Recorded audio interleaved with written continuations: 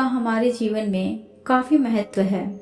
संगत सही रहेगी तो हमारे विचार सही रहेंगे, और विचार सही रहेंगे तो कर्म भी सही रहेंगे, और जीवन में सुख शांति बनी रहेगी।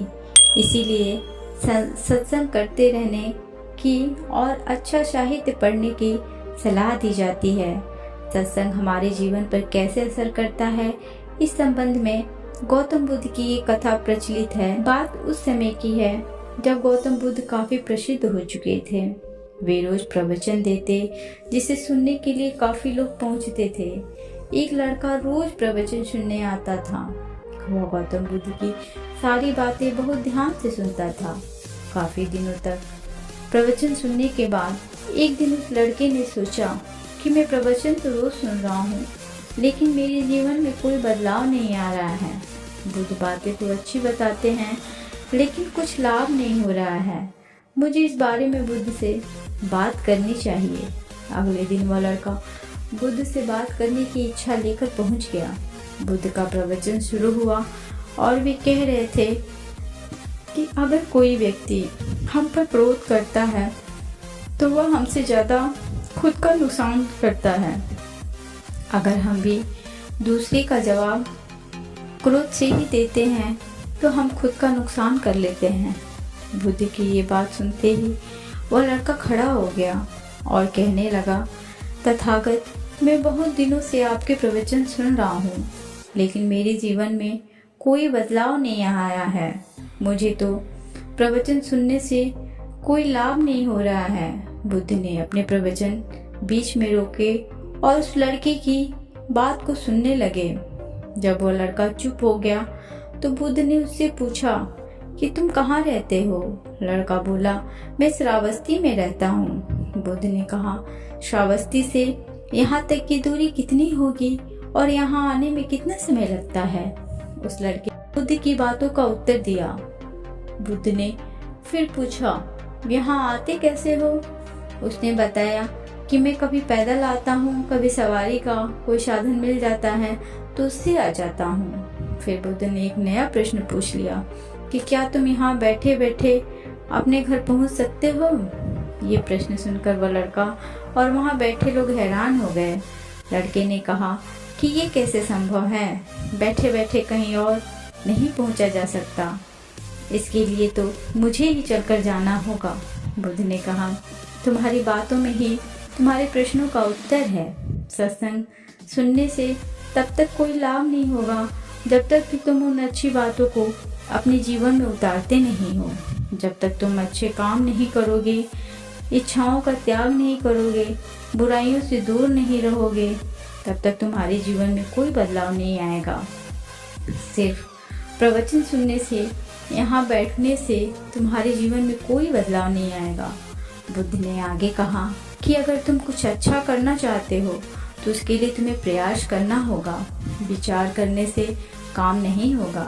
सत्संग में तुम्हें सही गलत बातों की जानकारी मिलती है, लेकिन उन्हें अपने जीवन में किस तरह उतारना है यह तो तुम्हें ही तय करना होगा। तुम्हें प्रयास करने होंगे, तभी जीवन में सुख शांति और सफलता आएगी। सत्संग करते रहने से हमारी बुद्धि पवित्र रहती है और हमारा मन गलत बातों से बचा रहता है। अगर हम सत्संग नहीं करेंगे तो हमारे विचार भटक सकते हैं। इसलिए अच्छी किताबें पढ़नी चाहिए, अच्छे लोगों की संगत में रहना चाहिए। दोस्तों, अगर आपको ये कहानी पसंद आए तो इसे लाइक और शेयर ज़रूर करें। साथ ही मेरे चैनल को सब्सक्राइब ज़रूर करें। Thanks for watching. बहुत समय पहले की बात है।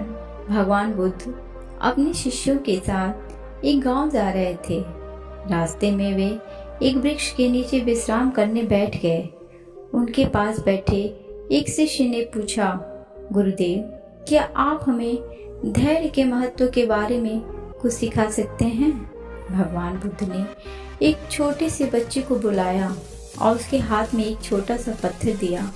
फिर उन्होंने उस बच्चे से कहा, जाओ बेटा, इस पत्थर को गांव के चौबारे तक जाकर लाओ, लेकिन ध्यान रखना यह पत्थर गिरे नहीं।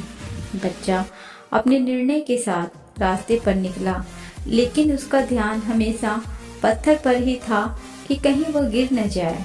उसे ध्यान न रहा कि वो अपने मार्ग पर बढ़ रहा है। आखिरकार वह एक गड्ढे में गिर गया और पत्थर भी बिखर गया। जब वो गांव वापस पहुंचा और भगवान बुद्ध के पास आया तो उन्होंने पत्थर के बारे में पूछा। गुरुदेव, मैंने पत्थर को गिरने से रोकने का प्रयास किया, लेकिन मेरा प्रयास विफल रहा। भगवान बुद्ध ने मुस्कुराते हुए कहा, बेटा, यह तो तुम्हारी गलती थी। तुम्हें पत्थर को संजीवनी बनाने की कोशिश नहीं करनी चाहिए थी, बल्कि तुम्हें अपने मार्ग पर ध्यान देना चाहिए था।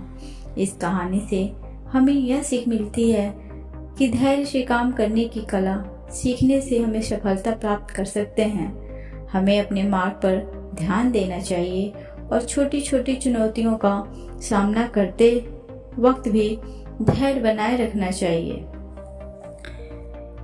एक युवक ने बुद्ध से आकर कहा, मेरा गांव अशिक्षित है। मैं अपने परिवार से झगड़कर थोड़ा बहुत पढ़ पाया हूँ। आगे और पढ़ना चाहता हूँ, किंतु सभी लोग रोक रहे हैं। घर के लोग सोचते हैं कि मैं खेती में खूब पैसा है और इसके लिए किसी शिक्षा की आवश्यकता नहीं है। यही सोच गांव वालों को भी है। कृपया आप मेरे गांव चलकर वहां शिक्षा का प्रसार करवाइए। बुद्ध युवक की बात मानकर गांव आ गए। धर्म भीरू गांव वालों ने बुद्ध का सत्कार किया और रोज उनके प्रवचन सुनने आने लगे। बुद्ध जब भी शिक्षा का महत्व बताते, ग्रामीण विरोधी मत रखते। एक दिन एक महिला अपने 5 साल के बच्चे के लिए पूछने लगी कि उसे किस उम्र में शिक्षा दिलवाएं। तब बुद्ध ने समझाया कि तुम्हें तो 5 वर्ष पूर्व उसकी शिक्षा शुरू कर देनी थी। उसे क्या खाना है, क्या नहीं, कैसे वह क्या बोलना है आदि बातें शुरू से सिखाओगे, तभी तो वो अपना उचित ख्याल रख सकेगा। बुद्ध की यह बात उस महिला से सभी ग्रामीणों को समझ में आ गई। उन्होंने अपने बच्चों को विद्यालय भेजना शुरू कर दिया। यह समय वर्षा का था। युवक ने लोगों को जल संग्रहण की तकनीक बताई। अधिकांश ने उपहास किया, किंतु युवक अपना काम करता रहा। बुद्ध का सहयोग प्राप्त था, इसलिए किसी ने उसका खुलकर विरोध नहीं किया। जब गर्मी में भीषण जल संकट के कारण फसलें सूखने लगीं, तो युवक ने कुएं खुदवाए, जिनमें जल संग्रहण की तकनीक के कारण खूब पानी निकला। ग्रामीण अब शिक्षा का महत्व समझ चुके थे। धीरे धीरे संपूर्ण गांव शिक्षित हो गया। ज्ञान हर उम्र में अर्जित किया जा सकता है। यही ज्ञान हमें जीवन में आने वाली समस्याओं के समाधान की राह सुझाता है। Thanks for watching.